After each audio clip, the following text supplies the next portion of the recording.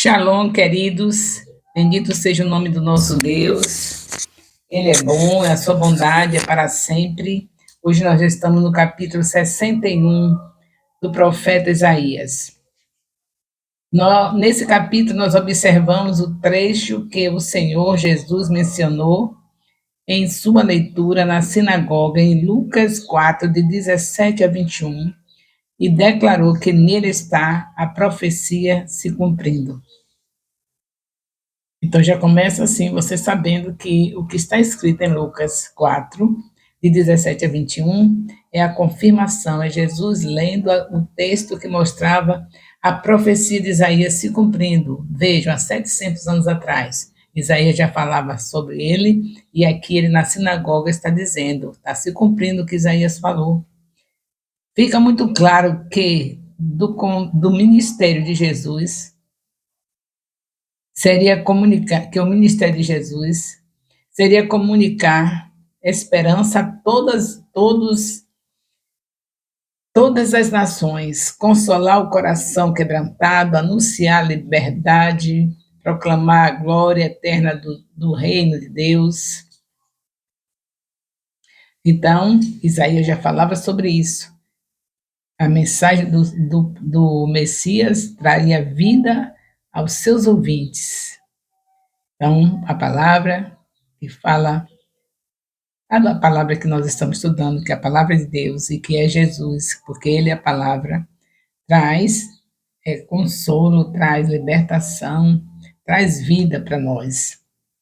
A palavra é viva e eficaz, e a palavra é Jesus.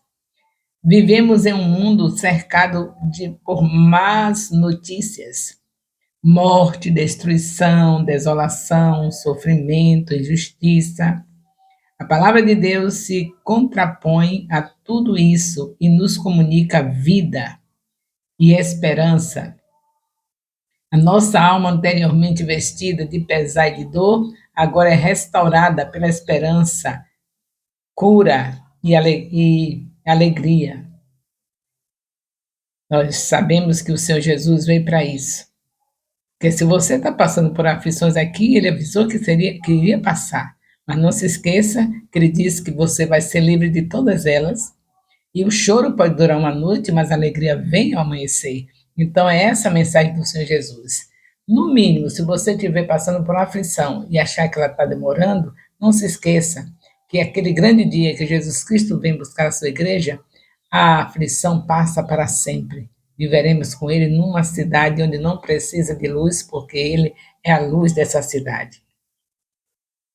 Então, a mensagem do Senhor é veste de salvação e vida. Agora podemos acordar todos os dias e crer que há um bom projeto de Deus preparado para nós, além de sofrimento e angústia. Tem maior alegria do que você saber que um parente seu, você foi, falou de Jesus, ganhou para Jesus, consolidou, discipulou, enviou, e agora ele faz parte também do reino de Deus? Tem alegria maior do que essa? Tem alegria maior do que essa de você saber que está tornando um mundo melhor para o seu filho? Cada vida que você salva na sua vizinhança é uma situação de bênção, porque seu filho pode sair na porta, tem mais um crente ali naquela vizinhança, tem mais alguém que também conhece a Jesus. Já pensou a alegria de você salvar as pessoas, ser usado por Deus, discipulando, ganhando, consolidando, discipulando, enviando, e justamente aquela professora que você no tempo da faculdade estudou com ela, falou de Jesus, agora é a professora do seu filho, uma mulher cheia do Espírito Santo. Já imaginou que transformação é na terra quando nós obedecemos o que Jesus mandou? Ele só trouxe a mensagem de alegria, de paz, de libertação. Então, se a gente faz o que ele manda, somos amigos dele, porque vamos tornar um mundo melhor. Cada vida que você salva, você está detonando o mal sobre a terra. E aí seu filho vai encontrar aquele colega de trabalho que você falou de Jesus para ele, convertido, que vai estar num transporte, num ônibus, ali sem nenhum problema junto dele, sem nenhum mal, está transmitindo nenhum mal para o seu filho. O ambiente da terra vai ser todo transformado se eu e você estivermos fazendo o que Jesus mandou. Você está criando um tempo novo para o seu filho, para o seu neto, para as pessoas que você está ligada a elas. Isso já era o suficiente para a gente tomar coragem do Espírito Santo e fazer o que Jesus Cristo mandou em Mateus 28, 19, e de fazer discípulos. Pelo menos se a gente tem amor à nossa descendência, deveria estar fazendo essa obra. Eu acredito que a essa altura, depois de estarmos falando de Jesus, abrindo a Bíblia semanalmente, no discipulado, de Bíblia aberta, de capítulos da Bíblia aberta, e com os conselhos de estarmos lendo a palavra 3 capítulos por dia em nossa casa, a essa altura você já está vendo um mundo melhor. Já está vendo pessoas salvas ao seu redor. Já está vendo que o Senhor realmente continua usando o seu espírito para convencer as pessoas. E o seu trabalho é somente abrir a boca e aonde está a pessoa e falar de Jesus. Quem converte é o Espírito Santo. Você não tem nenhuma preocupação em relação a isso. E lá naquele grande dia, quando você chegar diante do Senhor, Ele tem todos os nomes das pessoas que você foi e falou de Jesus, e vai com certeza te dar um galardão, mesmo que essas pessoas não se converteram, mas você foi e fez o que Ele mandou. Isso que interessa. Há 3 fatores que indicam sobre essa frase, que indica sobre mim, se refere ao Messias. Isaías está falando disso. Sobre mim é o Messias, essa frase sobre mim. O primeiro é associação do Espírito Santo com a unção apontada para Jesus Cristo. Depois de serem ungidos com óleo, os primeiros 2 reis de Israel, Saul e Davi, foram abençoados com o ministério do Espírito.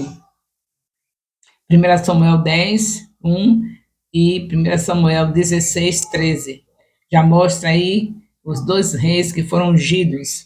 E nós vemos que o que está falando aqui em Isaías sobre mim é a primeira associação do Espírito Santo com unção, apontados para Jesus. O primeiro que foi apontado para receber essa unção foi Jesus Cristo. Da mesma forma, Cristo foi ungido pelo Espírito Santo, Mateus 3, de 16 a 17, para ser o rei de Israel. Então, quando Isaías falou, ele já estava tendo a visão de Deus de que não somente Davi e Saul foi ungido como rei, que é passageiro, que não ia ressuscitar, mas aquele que ressuscitou da morte, saiu da morte, ressuscitando para nos dar esperança de que nós também iremos ressuscitar, ele foi ungido. Ele não esteve aqui como um Deus, ele foi ungido para poder estar fazendo a obra que ele fez. A diferença é que ele não teve o pecado original, mas ele estava num corpo humano, ele não estava aqui como Deus, mas a prova de que você e eu podemos fazer a obra que ele mandou é que o mesmo Espírito que ele foi ungido, que foi sobre ele, também ele derramou sobre nós. Atos 2, 17. Ele derramou sobre nós. Então a gente não tem nenhuma desculpa de dizer que não pode fazer o que ele fez. O que ele fez? Ganhou 12 homens, 12 israelitas, discipulou, ele ganhou, consolidou, discipulou e enviou, e o evangelho chegou até nós. A palavra hebraica para Messias significa ungido. O Cristo é equivalente ao grego e Cristo é equivalente ao grego de Messias. Então, a palavra hebraica para Messias é ungido e Cristo é equivalente no grego a Messias. Em segundo lugar, a passagem de Isaías 61, de 1 a 2, foi lida por Jesus em Lucas 4, 18 a 19. Então, a leitura que foi feita aqui em Isaías 61, versículo 2, é a mesma que foi lida por Jesus Cristo em Lucas 4, de 18 a 19. Então, a Bíblia tem que ser lida toda. Você sabe que passagens bíblicas que estão no livro lá no Novo Testamento pode estar reforçando a passagem bíblica que você leu no Antigo.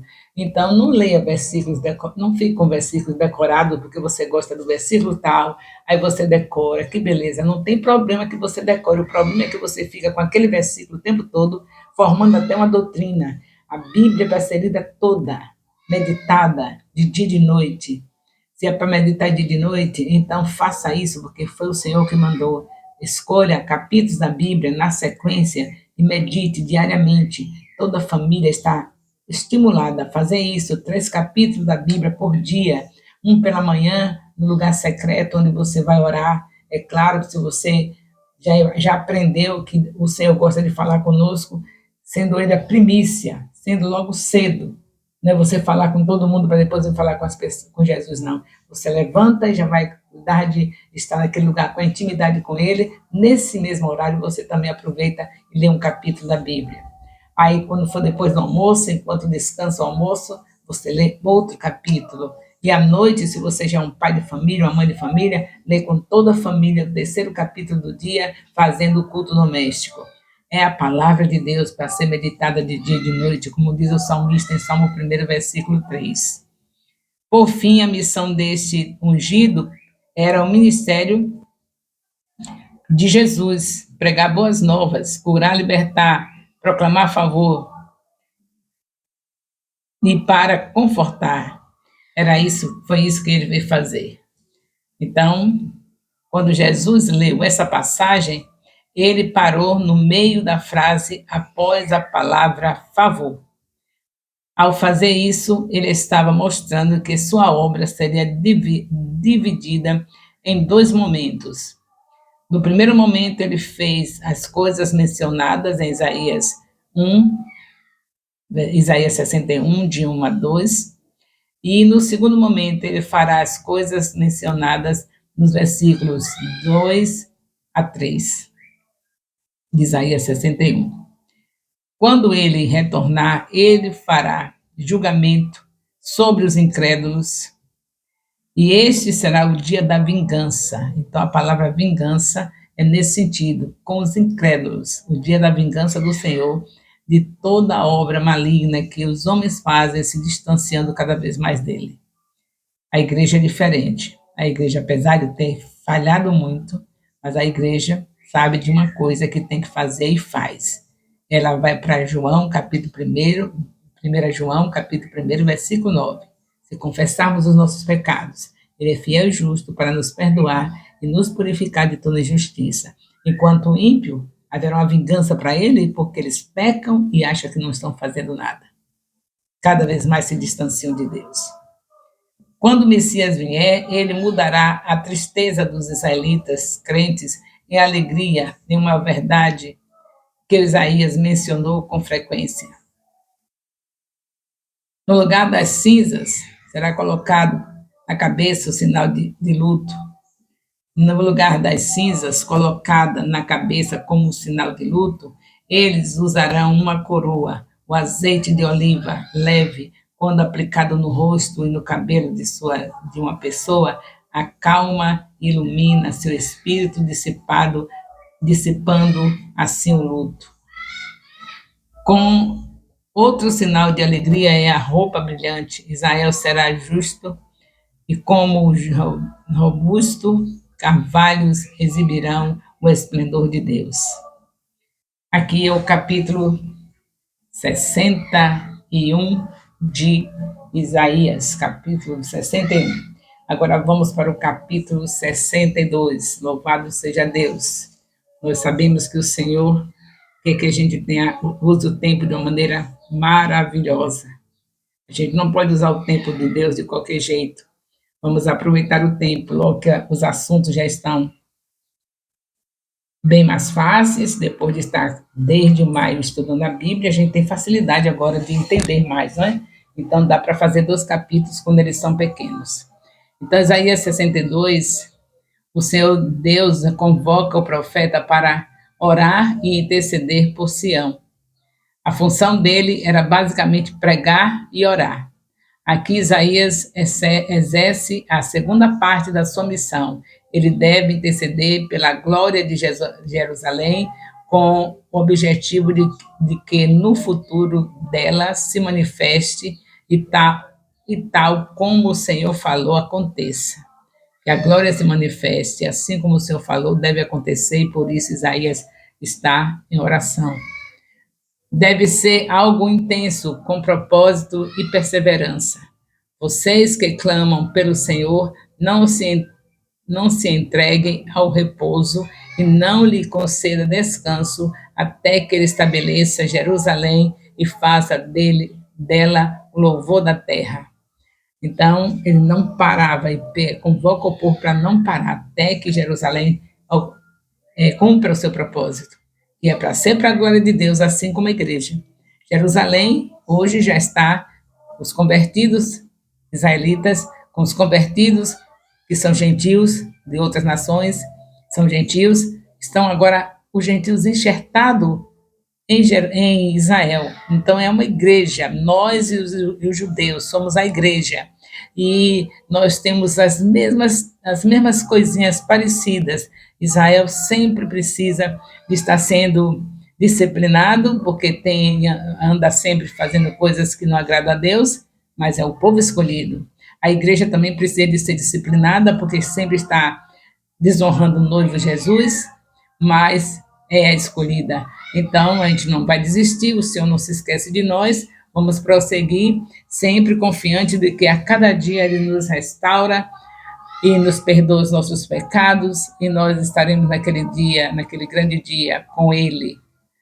Nós estaremos ouvindo o que está escrito lá em Mateus capítulo 25, de 31 a 46. Vinde benditos do meu Pai.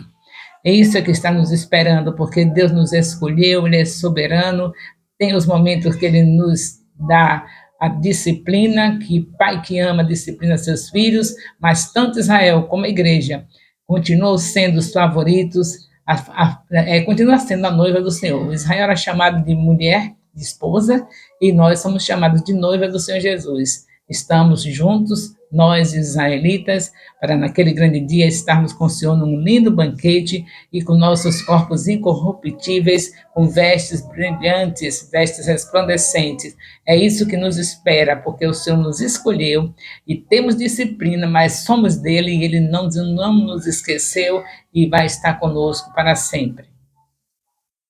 Aqui nós temos Isaías 61 e Isaías 62. Juntamos o capítulo, vocês podem fazer a leitura dos dois capítulos, não esquecendo que o questionário respondido é do que eu falo de comentário no vídeo e do que vocês leem nos capítulos no discipulado.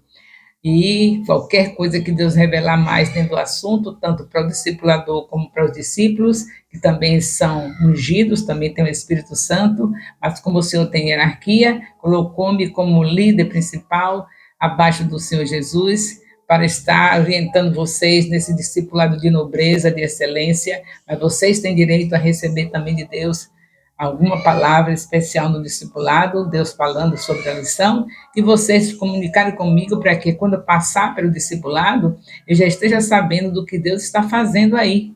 Você não pode me deixar fora das revelações que Deus trouxer para vocês no discipulado. Se Deus falou alguma coisa para o discipulador, ele manda para mim o que Deus falou dentro daquele assunto. Pode ter falado algumas coisas que Deus acrescentou mais. E também os discípulos. Nós temos que ter uma vida transparente, amando uns aos outros, não pensando que eu sou a única que posso ouvir Deus, e nem eu pensar que vocês são os únicos que ouvem Deus. Nós estamos ligados pelo mesmo Espírito, e o Senhor disse que nesse tempo todos teriam o derramamento do Espírito, e todos são profetas e profetisas. Agora, Deus, como é sempre fiel naquilo que Ele deseja fazer, então, tanto tem hierarquia nos céus como tem na terra. Por isso que tem a apóstola Raina Nascimento, fazendo como vice-presidente desse ministério, junto ao apóstolo Elias, que é o presidente, fazendo essa obra de linha de frente, na frente de todos, mas sabendo que antes de nós, na frente de todos, está o reformador Jesus, porque ele está fazendo um novo tempo no nosso ministério, o antes do discipulado com a Bíblia na mão, com a Bíblia direta a cada capítulo, e o depois do discipulado com a Bíblia na mão, lendo e estudando cada capítulo. Assim como ele dividiu a história em duas, o antes e depois de Cristo, nós também fomos divididos. Antes, quando estávamos estudando através de revista, também era de Deus, a revista era baseada na palavra de Deus, mas você sabe que ir na fonte é bem melhor. Por isso nós resolvemos, o Senhor nos orientou para a gente ir no capítulo da Bíblia, estudar a Bíblia, porque era coisa que não se fazia há muito tempo. Tinha gente que estava com a Bíblia na estante, somente no Salmo 91, pegava só quando ia para o templo, e Deus mudou a nossa história. Louvado e glorificado seja o nome do Senhor. O amor de Deus, nosso Pai, a graça salvadora do nosso Senhor Jesus Cristo, a comunhão do Espírito Santo, seja com todos os discipuladores e discípulos do Ministério Apostólico Internacional Filho de Jerusalém, desde agora e para sempre. Amém. Louvado seja Deus.